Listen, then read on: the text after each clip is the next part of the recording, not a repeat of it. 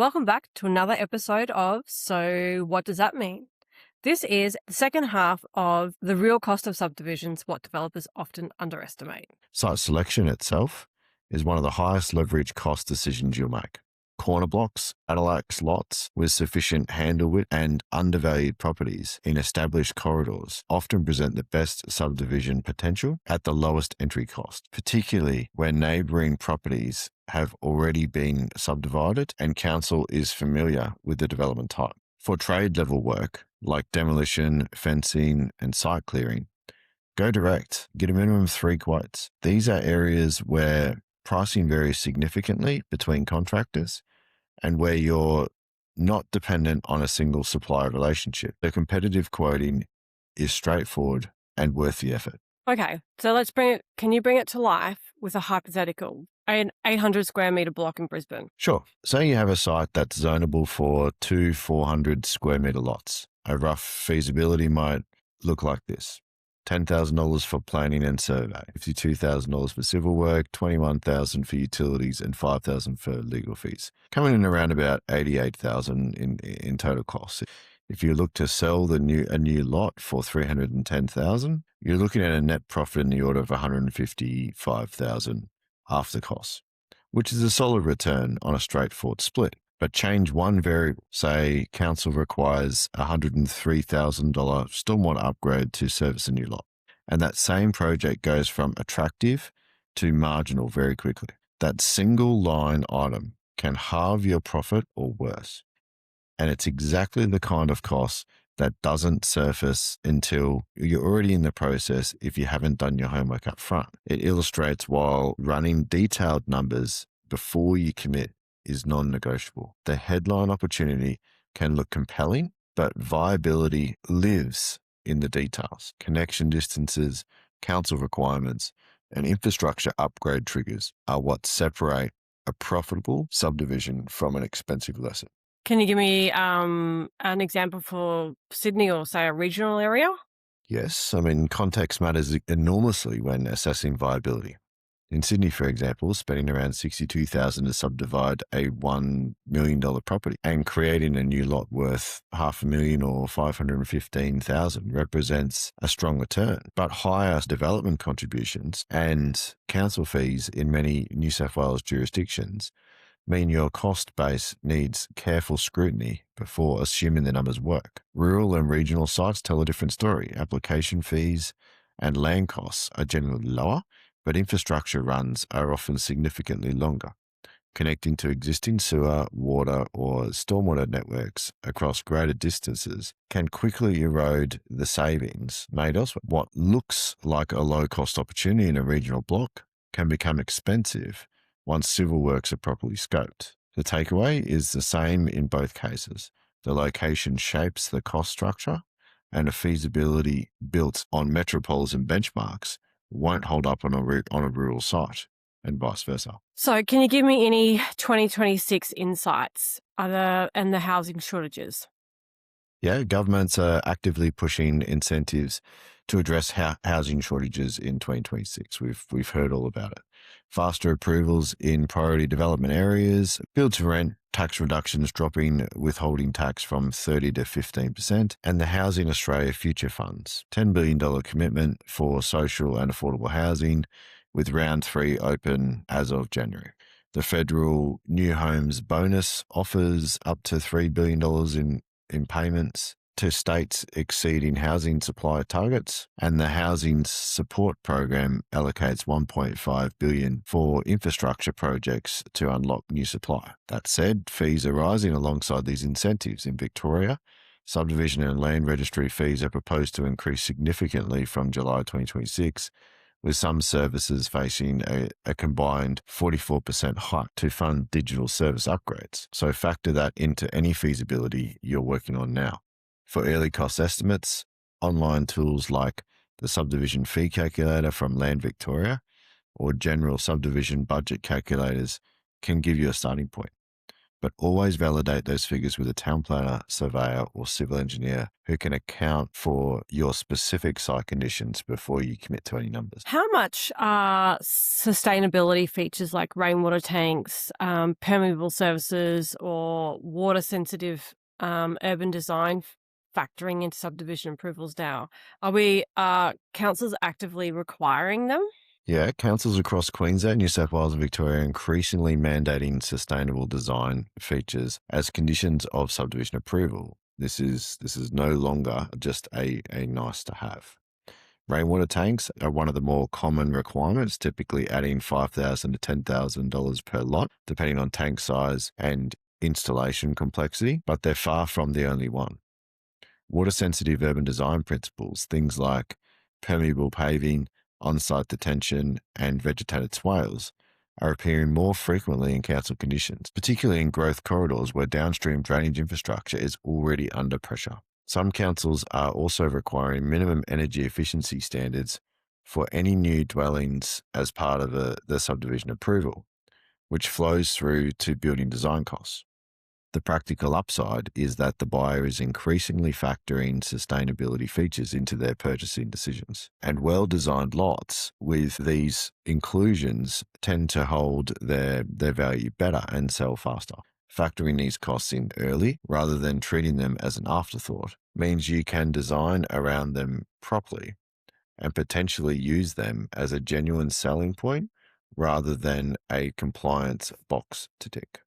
Okay. What about environmental considerations such as flood zones? Yeah, environmental overlays can make or break a subdivision project. And this holds true right across Queensland, New South Wales, and Victoria. Overlays are planning layers that flag risks like flooding, bushfires, or biodiversity areas. Each state manages them different, but the financial consequences are similarly serious.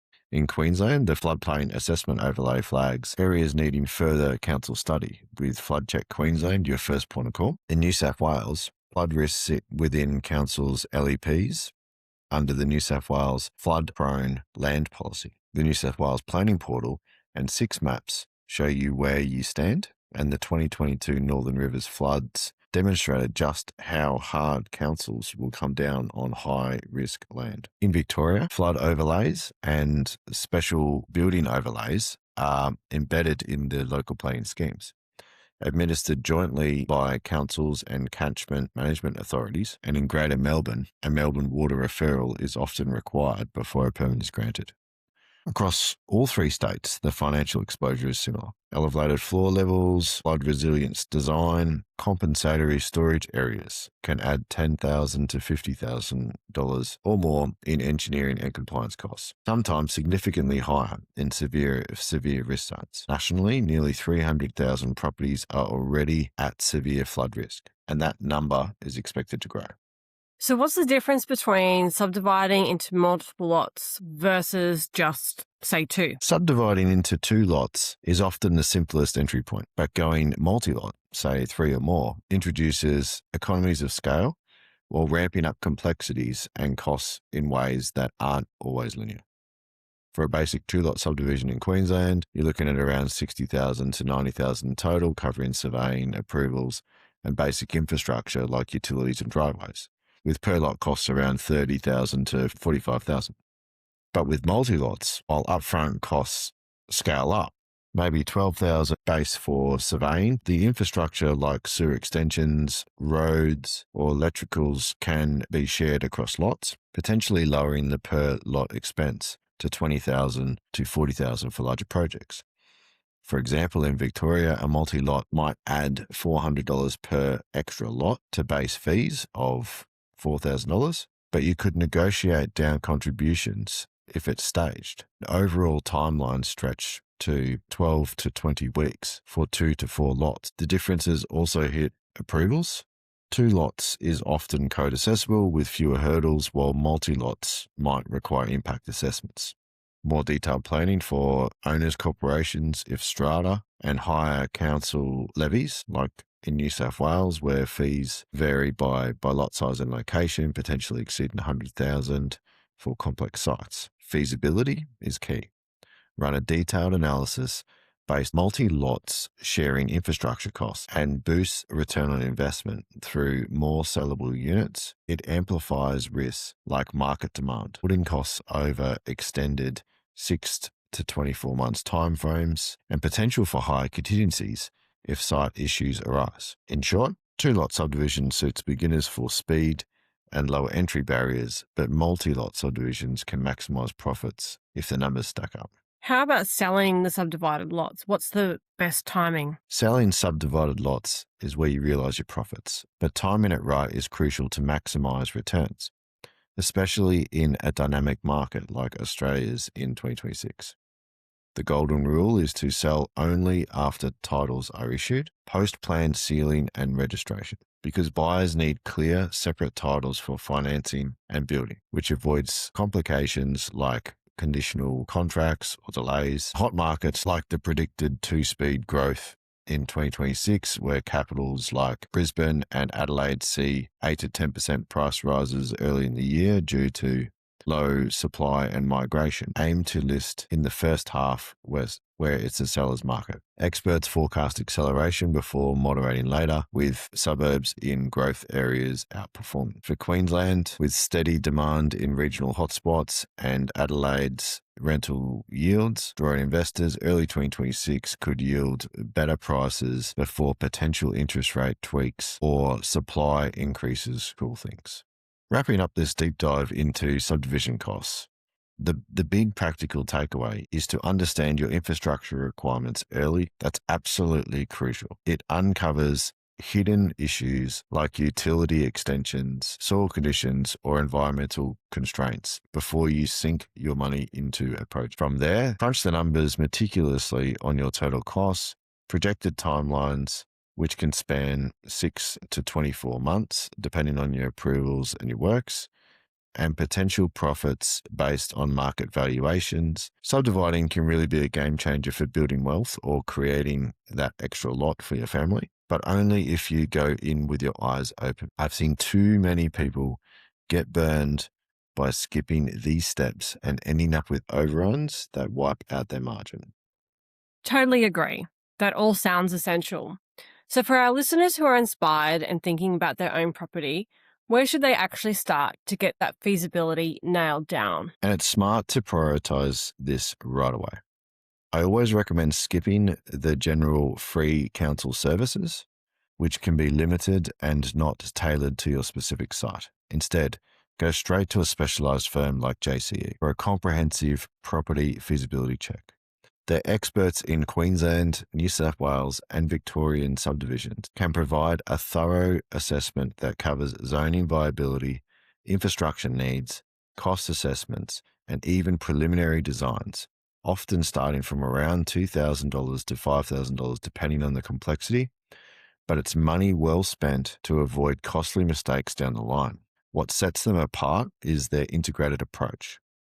They bring in both engineering specialists for the technical side, like stormwater modeling and geotech analysis, and planning specialists to handle the regulatory hurdles, overlays, and council negotiations. Engaging pros with that dual expertise early on ensures your project is feasible from both a build and approval standpoint, saving you time, stress, and potentially tens of thousands of dollars in revisions. Listeners, if you're in Brisbane or Southeast Queensland, Sydney, New South Wales, Melbourne, Victoria, reach out to JC Engineers, mention this podcast, and they'll guide you through whether your block has that subdivision potential. That makes perfect sense. Sounds like a no-brainer to team up with specialists who cover both engineering and planning angles right from the get-go. Thanks for the tips, Brendan. I bet that'll help a lot of our audience avoid the pitfalls you've talked about today. If you're involved in property development or considering a subdivision project, feel free to share your experience. And if you found today's discussion useful, make sure to subscribe to the channel so you don't miss future episodes. We'll continue to share practical insights around development, feasibility, engineering constraints, and real-world project experiences. You can also contact us on LinkedIn, where we regularly share insights and short clips from the podcast. And if you know someone who's currently looking at subdivision opportunities, feel free to share this episode with them. because sometimes understanding these issues early can save a lot of time, cost, and frustration later in the process. And if you enjoyed the episode, give the video a like. It really helps the channel reach more people in the industry. Thanks for listening, and we'll see you in the next episode.